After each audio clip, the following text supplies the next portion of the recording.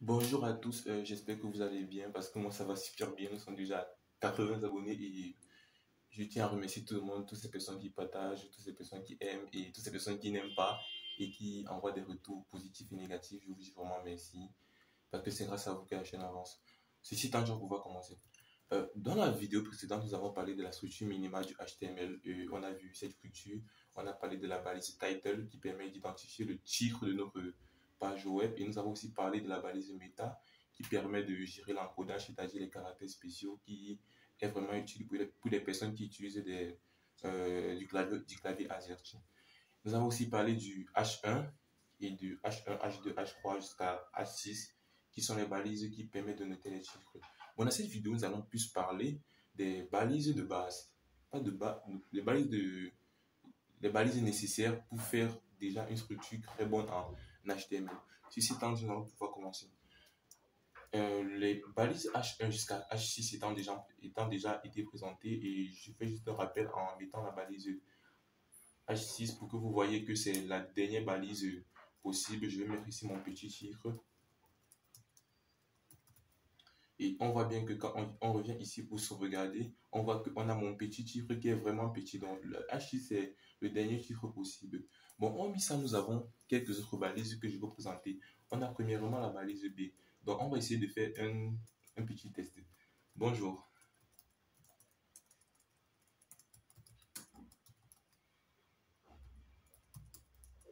je suis un jeune Camerounais.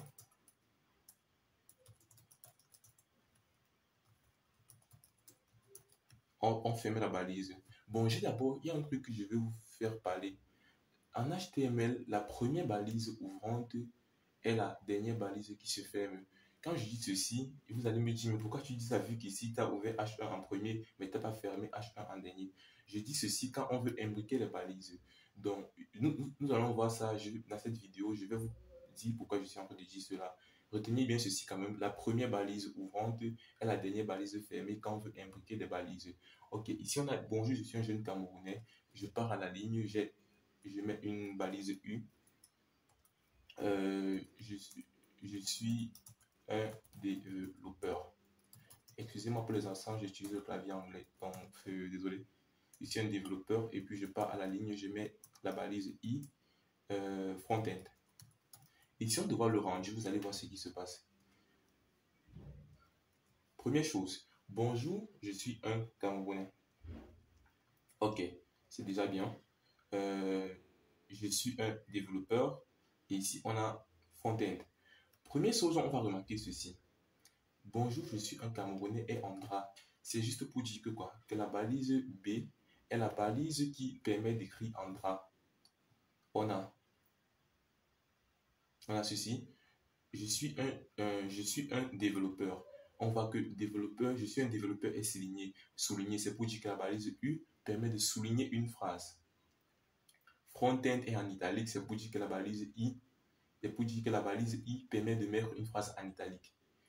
Et vous allez remarquer une chose. Je suis bien passé à la ligne, mais pourtant, ma phrase s'écrit sur une seule ligne. Vous allez vous dire pourquoi.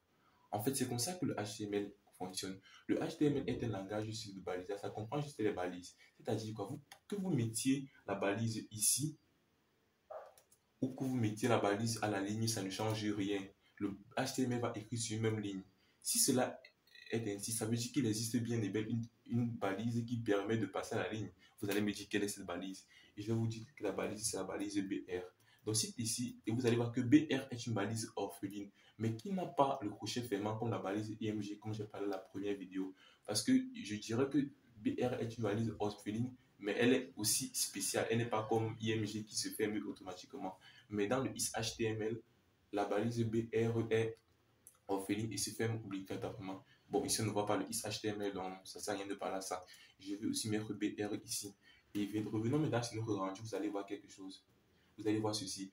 Tous mes trucs sont partis à la ligne. Donc, juste pour vous faire dire le but n'est pas d'écrire dans l'éditeur de test le test à la ligne, mais le but est de mettre la balise BR. Parce que même si je mets la balise cette phrase ici et que je mets BR, mon navigateur va comprendre que je voulais aller à la ligne. Donc, pour passer à la ligne, on ne passe pas seulement la ligne sur l'éditeur de test, mais on passe à la ligne avec une balise qui est une balise orpheline appelée BR. Vous allez me dire, mais ce que tu dis marche, mais pourquoi quand j'ai écrit le H1 ici, il est passé à la ligne forcément? Parce que le H1 est un titre. Et le navigateur sait qu'après un titre, forcément, quand on ferme un titre, on passe à la ligne. Il y a la balise H1 jusqu'à H6. Il y a aussi la balise P. La balise P qui est la balise paragraphe. Donc, quand j'écris ici, je vais mettre mon paragraphe. Vous allez voir que quand je vais venir ici, ça part directement à la ligne. Parce que le navigateur comprend que la balise P est la balise paragraphe, la balise H1 est la balise titre. Après un paragraphe, on part à la ligne et après un titre, on part à la ligne. Ce sont les exceptions qui montrent que ce ne sont pas toutes les balises qu'on a mettre un BR pour partir à la ligne. Les balises paragraphes comme P, les balises titre comme H1, on n'a pas besoin de mettre un BR pour aller à la ligne. Mais les balises comme B pour mettre en gras, les balises comme I pour mettre en italique, les balises comme U pour souligner, ont besoin d'un BR pour aller à la ligne. Bon, on a déjà vu beaucoup, je sais. On a déjà vu beaucoup, mais on va continuer avec des balises. On aura les balises UL et LI. Et on aura les balises aussi OL. Commençons par les balises OL. Les balises OL sont les balises qu'on appelle les balises numérotées. Le OL ne s'accompagne pas simplement. Quand on met un OL, à la base du OL, pour mettre les éléments, on a besoin des balises LI. Donc on ouvre d'abord le OL, on part à la ligne, et puis on écrit LI. On met je mange l'ananas. J'aime l'ananas. Je mange l'ananas. Et nous revenons ici, on met un LI. Je mange la banane, j'aime la banane.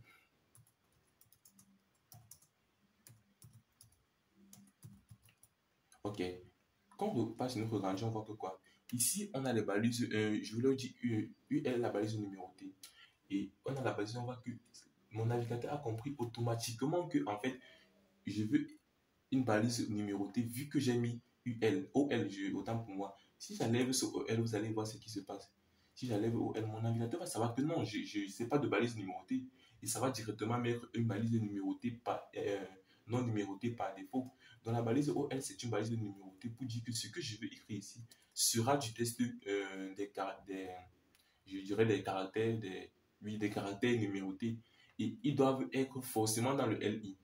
Ça, c'est un truc que je vais vous faire savoir. Et voilà où le principe que je vous disais au début, première balise ouverte et la dernière balise fermée. Ici, la première balise ouverte, c'est OL. Et la dernière balise fermée, c'est OL. La première balise ouverte, c'est LI et elle se ferme et ainsi de suite.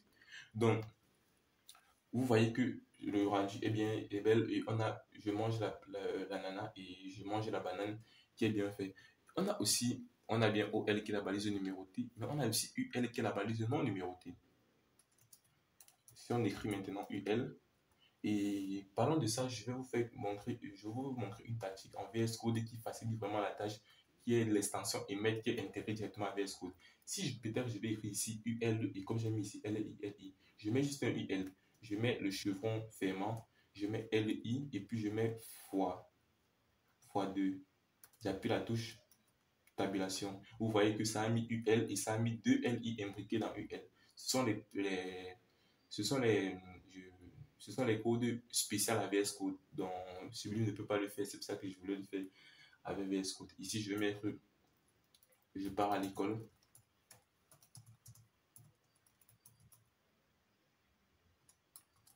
Je pars au champ. Ok. Et quand on revient dans notre nombre, on voit que ici, la balise OL est une balise numérotée. Elle a numéroté 1, 2. La balise UL est une balise non numérotée. Elle a noté par les points. Mais vous allez me dire pourquoi les points. Et en effet, il y a beaucoup d'autres caractères qu'on peut mettre, mis à part les points. Et ça va revenir à une autre propriété que je vous ai parlé lors de ma première vidéo. J'ai parlé de ce qu'on appelle les propriétés. J'avais dit balise et j'avais parlé de attribut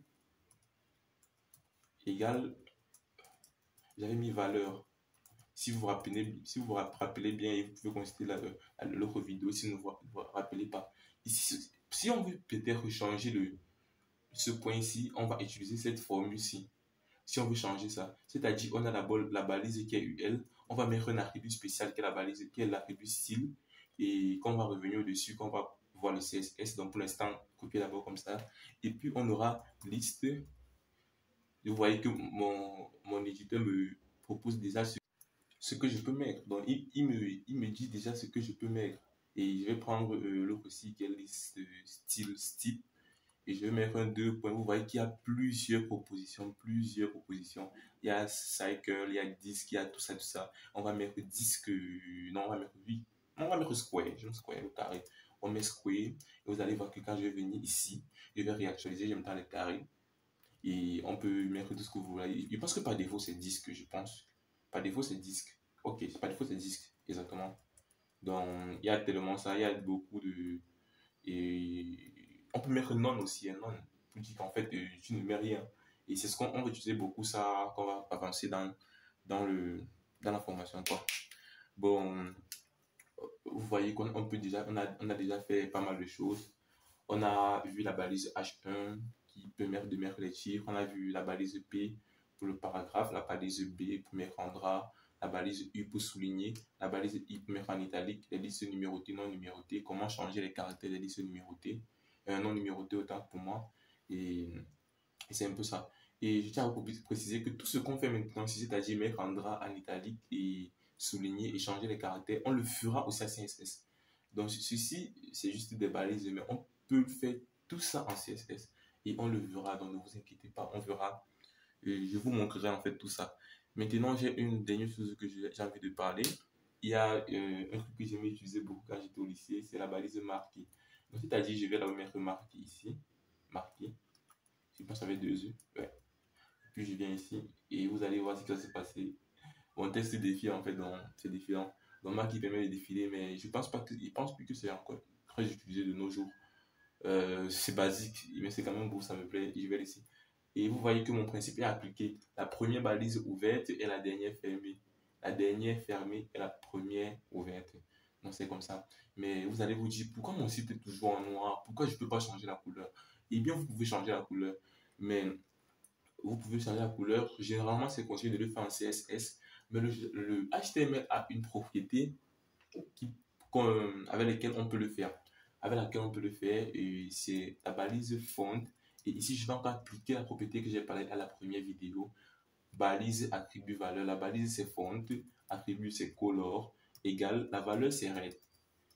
Ici, et je vais le fermer. Et je vais mettre un nom. Je suis rouge. Et on va revenir ici. Tac. Vous voyez que je suis rouge. C'est-à-dire, si vous voulez, par exemple, mettre tout ça là, donc c'est-à-dire, je pars à l'école et je pars au champ en rouge, qu'est-ce que vous allez faire? C'est un me dit que je viens juste de prendre le color aussi et mettre ici. Mais désolé, sauf que ça va pas marcher.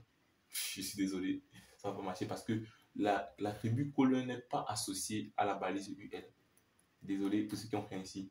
Mais qu'est-ce que vous croyez? Alors, je sais qu'il y a beaucoup qui ont réfléchi comme moi. Et en fait, c'est simple. Je crée juste ma balise font color red. Je copie tout ça et je le mets dans la balise font color red. C'est-à-dire tout ce qui sera la font color red, puisque c'est global, ça sera en rouge. Bravo à ceux qui ont trouvé. Donc, je pense que j'ai dit ce que je pouvais dire.